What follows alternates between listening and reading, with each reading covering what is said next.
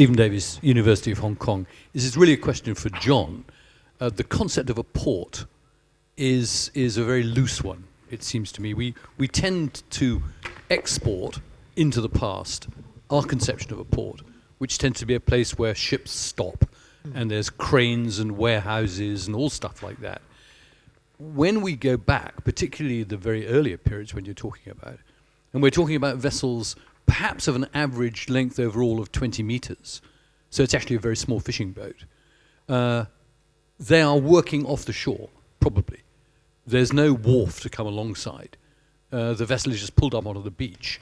It's offloaded at low tide, and the stuff is carried away into nothing terribly large, because we're not also dealing with significantly large amounts of product.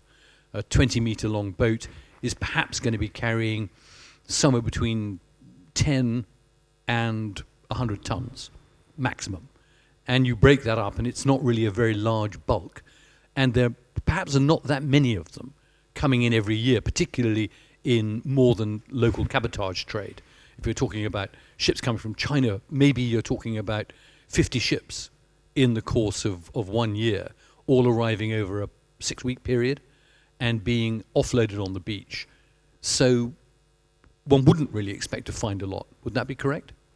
Yeah. Is this working? Oh, okay. Yeah, I think there are several different types of ports, or there were already at least 2,000 years ago.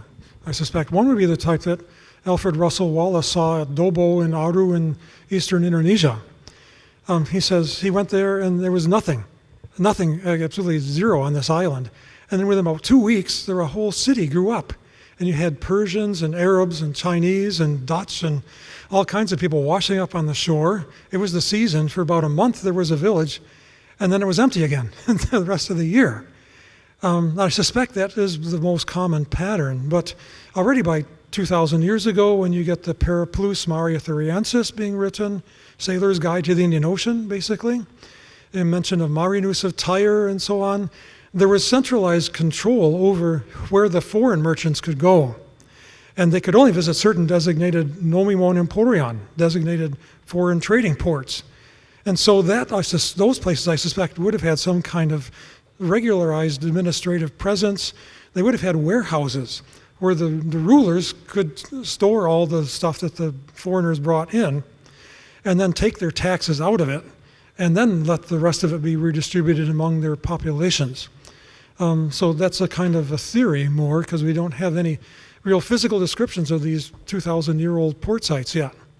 But I would at least hypothesize that there would have been some pretty large warehouses even 2,000 years ago, where there would have been some kind of centralized control and where the rulers would have ensured that the people came there and only stayed in a very specific location. They would have had to stay for fairly long time, unless they just completely unloaded and turned around as soon as the monsoon changed again, which is possible.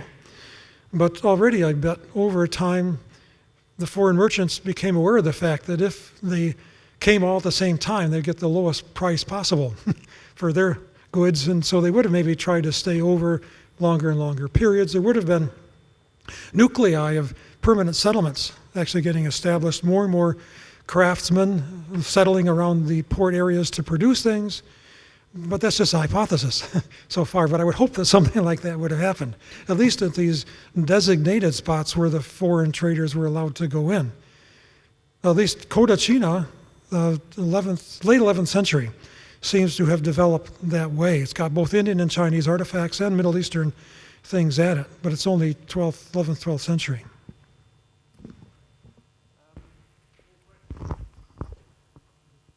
Thank you. Malcolm Tull, Murdoch University in Australia, and this is for John also.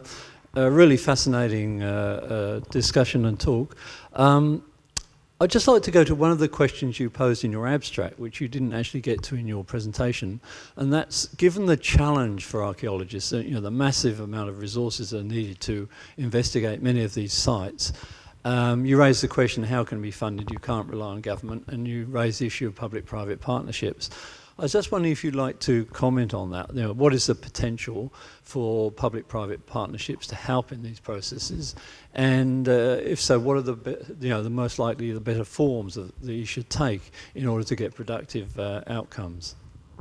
There's been a lot of discussion. We actually had a conference here at the Asian Civilizations Museum about 5 years ago, on this subject, the exact subject. And we published a book. Our Asian Civilizations Museum did publish a book, and we had people from UNESCO and from private salvage corporations and various museums and so on. The problem is that, of course, UNESCO has very restrictive goals and ideals about all maritime research being funded by governments, and that should be done not for profit. Nothing from archaeological research, either on shipwrecks or any other kind of sites, should be sold. And in Southeast Asia, this is impractical.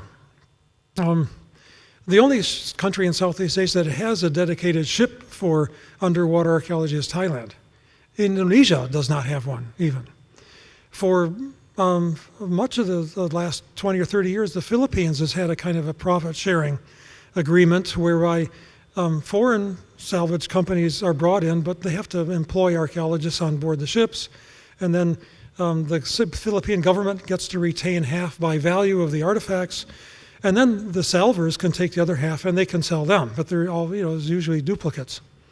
Indonesia went the complete opposite direction and just sold off the archaeological sites like they were mining concessions. That's what happened with the Belitung, although the second year there was an archaeologist on site, but the first year there was no archaeologist. And this led to a big controversy when the Smithsonian sponsored an exhibition here at the Art Science Museum. And then a number of people in the U.S. protested, saying that the U.S. National Museum shouldn't associate itself with something which is contrary to UNESCO conventions, and even though the U.S. has not signed that, nor has Singapore, nor has Indonesia. But then the Smithsonian got scared, and so they withdrew from further connections with the Belitung shipwreck. Obviously, I believe that there has to be a compromise. There has to be a way of incorporating private funding, because governments in Southeast Asia are not doing it. Ever since Indonesia got also affected by that controversy, they stopped issuing licenses, which has meant that the looting goes on unabated, and only looting is going on.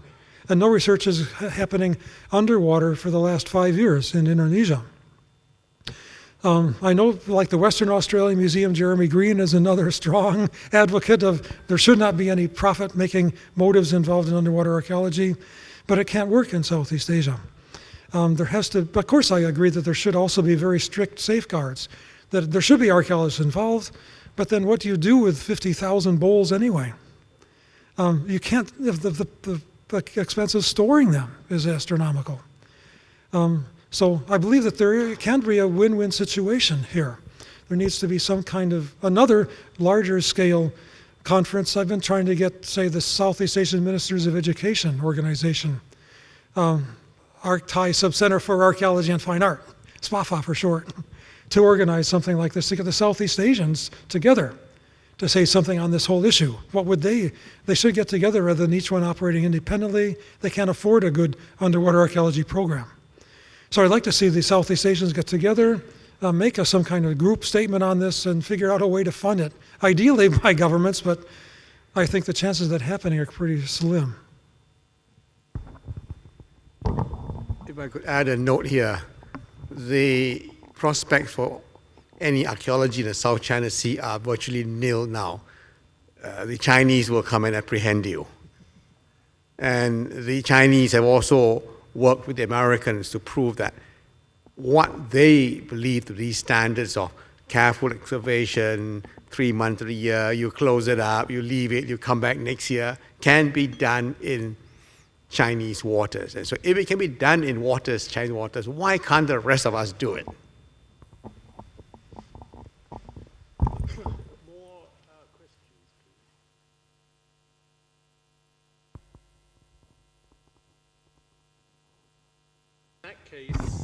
Let me thank the two speakers. We've ended on an interesting note, the political dimensions, which Professor Kwa also mentioned, of course, in his own address. Let's thank them for two very interesting and thought-provoking papers. Thank you very much.